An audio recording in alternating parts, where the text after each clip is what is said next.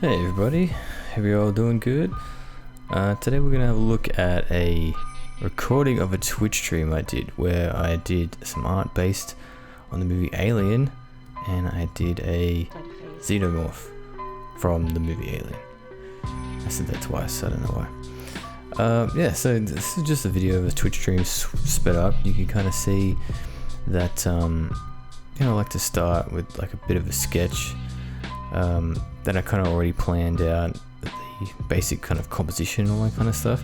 This was part of a little series of 9 illustrations of horror icons. So they had like Freddy Krueger and Jason, Sadako from The Ring, like tried to cover like a whole bunch of ones that people would know for Halloween.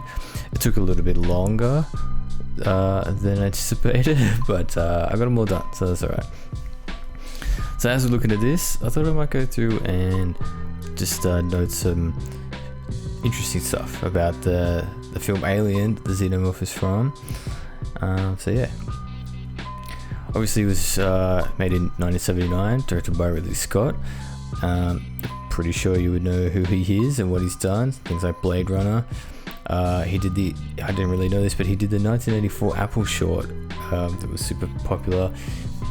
He's done so much crazy stuff, like Legend. He directed Thelma and Louise, Gladiator.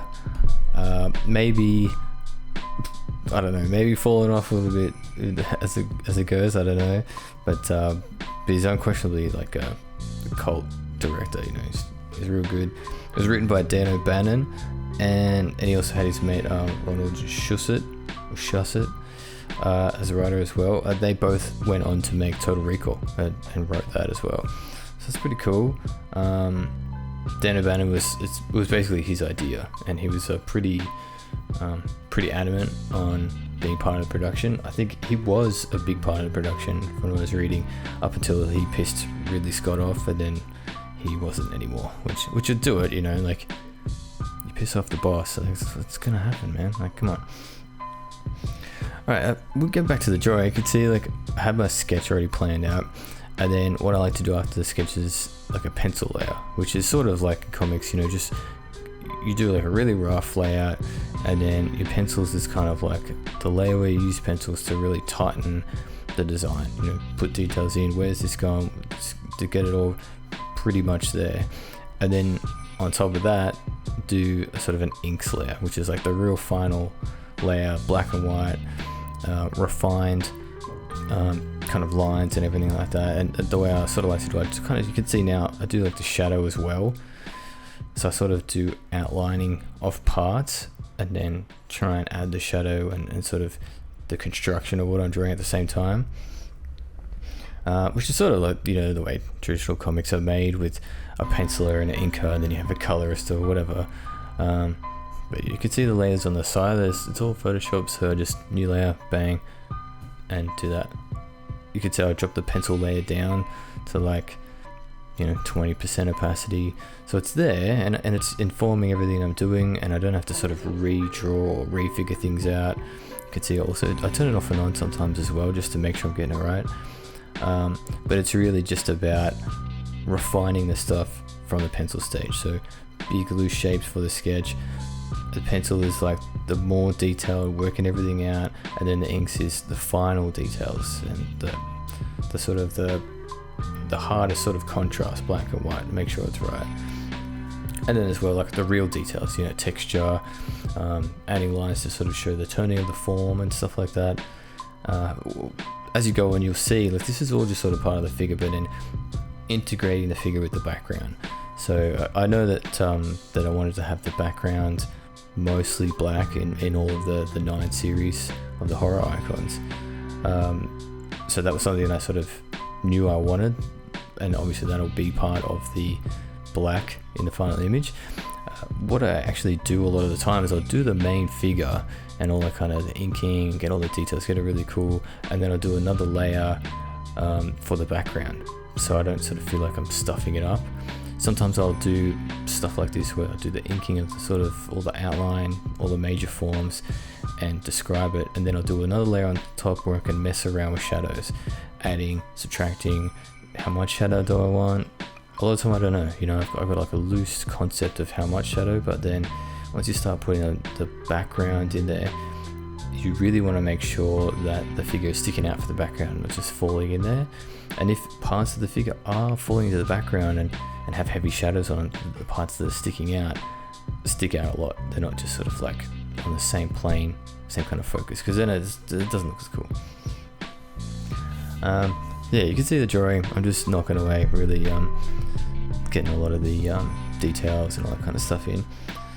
So let's go back to some trivia. What else we got here? The lights, the blue lights that they used on the set were actually borrowed from the band The Who were on a soundstage around the corner. So that's a good production tip for you. Borrow everything, don't pay for it, and then tell the accountants that you did pay for it, and then you can just pocket the cash. Oh, wait, don't do that.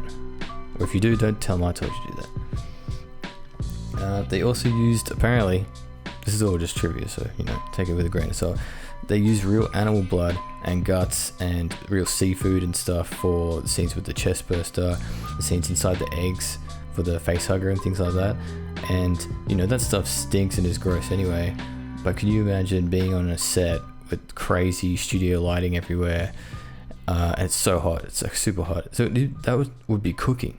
You know what I mean? You would smell that cooking, and it would also be going bad. So yeah, that's you're gonna get genuine reactions of disgust, which is like, you know, method acting, I guess.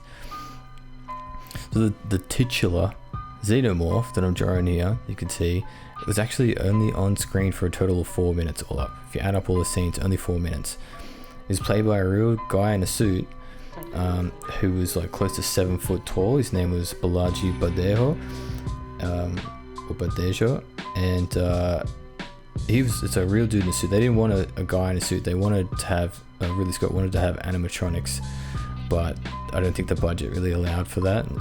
But when they found this guy, they're like, yeah, perfect. He's like tall, really long, kind of limbs, slender, and it was the only movie role he had. After he did that, he's like, I'm cool. You know, he was actually a graphic designer, what a legend. So yeah, that's kind of cool.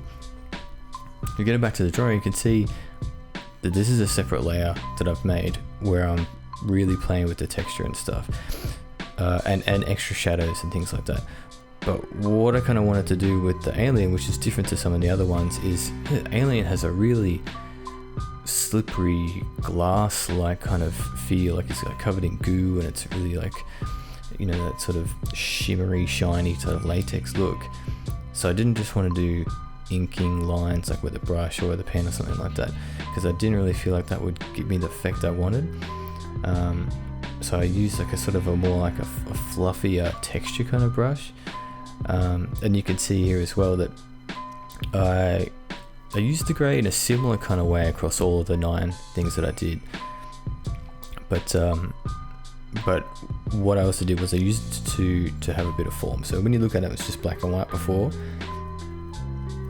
It didn't really, it sort of all kind of looked a bit flat. As soon as you put the grey on there and start eliminating parts of the grey with the white showing through to show the shadow, the form, to have another layer of tone in there, that's when it really starts to pop. It really starts to look a bit 3D, which is what you want. If you're drawing something that is 3D, like a person or landscape, you want it to feel 3D. You want people looking at it to understand that it is a 3D object. This part is forward, this part is back.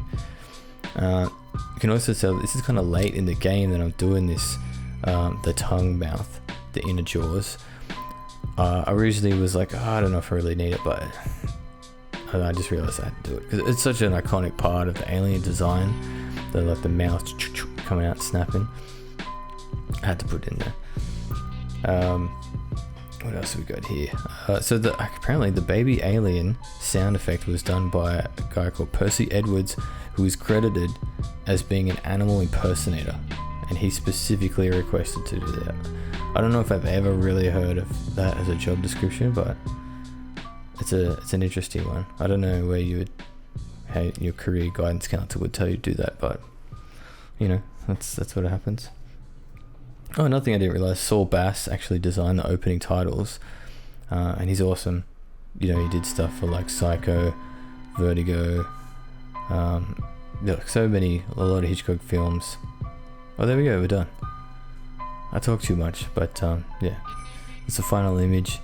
You can see that I used the orange as like the cast sort of light to give that final touch, the tone.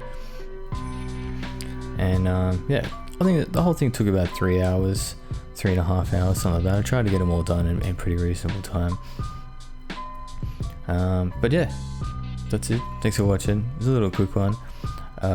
And then stay tuned for more. I've got another one coming up, which will be the pinhead drawing, which took a lot longer. I struggled in that one, I'm not gonna lie, but it's cool. It turned out alright. So thanks for watching.